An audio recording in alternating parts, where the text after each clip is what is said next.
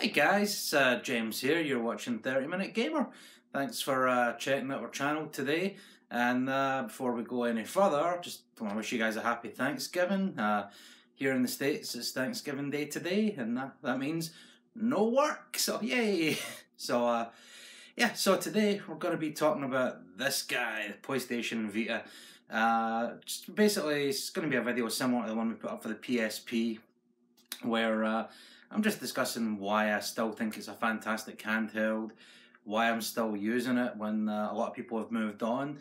But yeah, I'm still hanging around with this one, so yeah, we'll cut over, show you guys some of the games and some of the little accessories we got, and yeah, we will hopefully talk some people into buying one.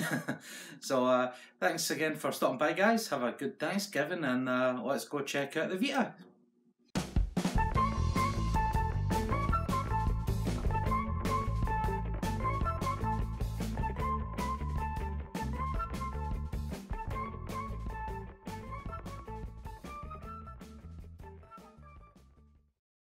Hey guys, so here we are. We got the Vita here. So basically, give you a quick 10-cent tour of the device. We got the two analog sticks down here, just like the DualShock controllers. We got our D-pad and the XO, square, triangle, and a couple of shoulder bumpers here. Power button, volume down and up. We got the PS Vita slot, which is where the cards get put in. So there's basically, if this opens up, so we have in here at the moment, we have FIFA 14. So this is basically the size of the cards. They're real small. So let's just put this back in. And the other slot here, oh great, battery's almost flat. So I better hustle then. So next slot is the it's just an expansion port. So I guess I don't know what peripherals came out for this. I don't think there was really any, but I guess that was something they'd planned. On the back side, this is just a touchpad. So like the DS had the front-facing touchscreen, this has front touch. And also there's touch on the back. So some games like Tearaway use the full features of the handheld. Also has gyro as well, so you can tilt it and stuff like that. But touch screen and touch rear screen as well. And then we get the usual PlayStation home button and just start and select. So headphones in the bottom, and that's pretty much it. Nice device. This is the first model that came out. So it's not, it's kind of the fat version, if you will. I really like this one. This is my second one. I did have the original first gen, the slim model, but one of the bonuses of the original model is that it has the OLED screen, which when I turn it on in a moment, you will see that it looks good.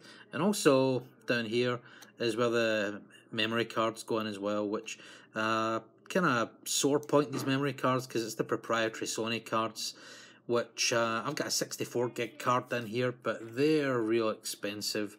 So let's just turn this back on. So you get your home screen as normal here. Just every time you turn it on, you just get date and time and your wallpaper. You can disable that and just take it straight to the game, or straight to the home screen, which is if I just peel that down. Here's your home screen. So I have things grouped in folders here, and you can just swipe up and down. As you see, it's real nice, responsive. So going in, games I'm playing, I'll get FIFA 14, which is on the card. Lego Marvel Avengers, that's also a card game I have, and Wipe It 2048. The rest of the games are all digital, so they're just filling up my memory card. Now one of the real things I really like about this is, see down here I've got a couple of folders, PS1 classics. So any games I downloaded on my PS3, which have there's some PSP games as well, but this will run pretty much all the PS1 games that I've downloaded on my PS3.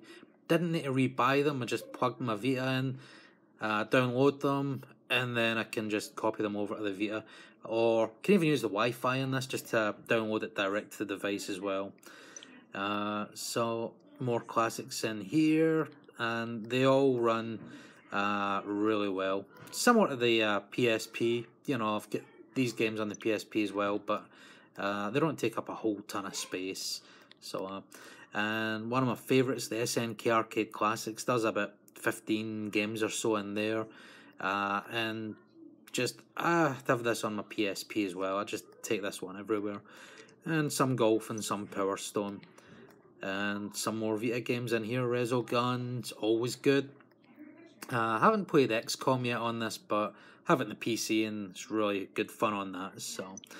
So the games, just I'll start something up here just so you can see. So when you open up, just takes you into the next screen, and game comes up. Uncharted is one of my favourite games in this system. I played all the Uncharted games on the PS3, PS4. And once, when I was waiting on the PS4, Uncharted 4 coming out, I knew it was coming, but I'd been waiting and waiting and waiting, and I was getting real tired waiting, so I thought, okay, need more Uncharted action, and that was one of the main reasons I picked up the Vita, just for more Uncharted, and it didn't disappoint. This is one of the best games on here. So, let's just cut to the chase here. So, yeah.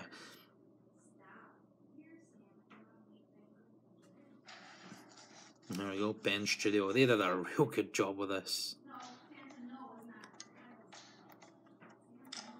And this is like a real console experience, you know. I know this is what they were aiming for, but not every game was like this. And I think that was part of the reason it failed, because they, or didn't fail, but it just didn't get the kind of traction that it should have. But I'm sure if more people played Uncharted, you know, would have changed your tune, but I don't really know any other PS Vita owners, but everyone I talk to, I'm always telling them, yeah, you gotta get this, because it just plays so well. Look out! More Aguero's men! Yeah, it's just really great console experience in your hand, and obviously you don't always want that, so I'm just gonna. And you just hit the PlayStation button, that drops you at the game. You can either go do other things, or you can just swipe it to close it. So, I know a lot of people have been modding their Vitas, and that's fine. I modded my PSP so I could have games kind of on the go. I didn't have to rely on the UMDs, because the battery life was failing and that. Because the UMDs just drained it, you know. So, I love my PSP. This is basically just more of the same, but I didn't go by way of modding, because I didn't feel I needed emulators or things like that on there. And I had so many games I got for free through PlayStation Plus, you know. It's like, I don't really feel the need to get more on there. And one of the real selling points as well was the PlayStation 4 link. So I can open this up, and then my PlayStation 4 is actually off in the basement. So if I launch that, it should start the PlayStation, takes you to the PS4 home screen just as normal, or if it was in a game, you know, it'll basically wake up the PS4 and then play it on here, which is fantastic. I've been using it a lot, you know. I'll just go upstairs to bed, put this on, and instant access to my PS4. Again, your mileage will vary with that, depending on how good your Wi-Fi is, things like that. Now and again, I've had it drop off when I'm upstairs, but when I'm in the living room and my PS4's down in the basement, obviously I'm closer than when I'm upstairs, then it's perfect. You know, there's no pixelization, no dropped frames, things like that. It just works fantastic. So again, people's mileage will vary on that one, but this is one of the real features, and I've been telling people that have a PS4, even if you're not interested in the games for the Vita, you know, the PS4 link is a real good selling point. And there's the PlayStation Store as well. So there's still a ton of games in there. There's games I want to play that I haven't got to yet. So that's my plan. I'll be sticking with this console for a while. It's just so good. Now some of the other accessories I have is I have the little stand here, which has a charging dock as well. So it just sits in, it's nice and snug. Charger cable goes in there, and there's a kind of audio out as well, so if you just want to watch a movie on this or put some music on in the background, you know, you can do that, and you get your speakers as well. So it's an official Sony charge cradle, so real nice. So the other thing we have is the PlayStation TV. This didn't do as well as it should have, but it's basically a Vita without the screen, and you can plug it into your TV.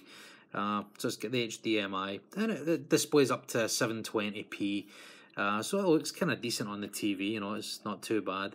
Again, it takes the same memory cards, so I have a bunch of games installed on here, and when you power it on, it looks just like the display that you're seeing here on the PSP, identical, nothing changed. And again, the PS4 link is on there as well, so I had this hooked up to my PC monitor through the HDMI, and when I wanted to play the PS4, I could just change the AV input in my monitor, launch the PS4 link, and then, you know, the PS4 just streams upstairs to the PC monitor. Works again fantastic. This also has the Ethernet port, so if you don't want to rely on the Wi-Fi for the in-home streaming, you know, if you can Ethernet it, that's always going to be a better way to go. So yeah, so this works fantastic. There's no difference on this other than you're lacking the touchscreen. So again, it will take the cards as always, but not every game's going to work. So there is a list online that if you pick up one of these, you might want to consult the list before you go making purchases, just so you know, because I know things like Uncharted don't work in this natively. You would need to, there is workarounds, and I've seen people hacking these, but I haven't bothered with that. I've got more than enough games to worry about hacking this guy just at the moment, although it would be kind of fun just to see how they run. So yeah, so we get this guy as well. Highly recommend this, even, as I said, even if you just have a PS4. This for me is kind of just like a Steam Link for the PS4. You know, you can just stream it to another TV in your house.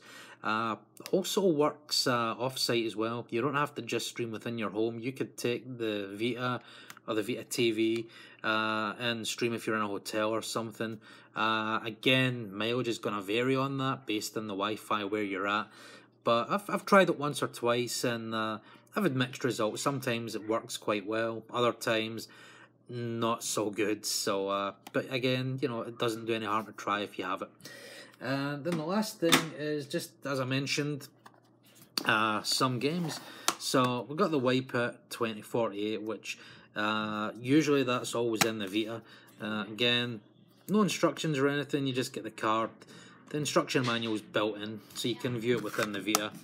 And then we got the Avengers game, which kids love playing that.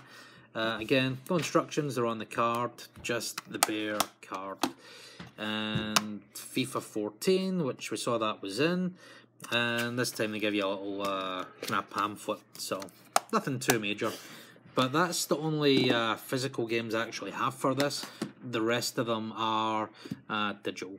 So that kind of wraps up the kind of little intro for the PS Vita here. Highly recommend it if you can pick one up. You know, it's well worth a look. They're still bringing games out for it, and I'll be playing this for a long time to come yet. Especially, I've got a video for Persona 4 Golden that's going up soon. So that's a game I've got 30 plus hours in so far, and I'm not even that far into the game. So highly recommend this Vita. It's just fantastic. You know, you throw it in your bag, you go, and all your digital games are going to be there, and it just plays so well. So so nothing but love for the Vita. Go get one, and yeah, let me know in the comments if you have one, what your favorite games are, or if you're, you know, moving on from it, what your reasoning is. You know, I know the back catalogue of games, I'm going to be hooked for a while. So, well, thanks for stopping by today, guys. I hope you enjoyed the video, and as always, if you want to comment, like, subscribe, it's all appreciated. So you guys take care, have a good Thanksgiving, and I'll see you in the next video. Bye.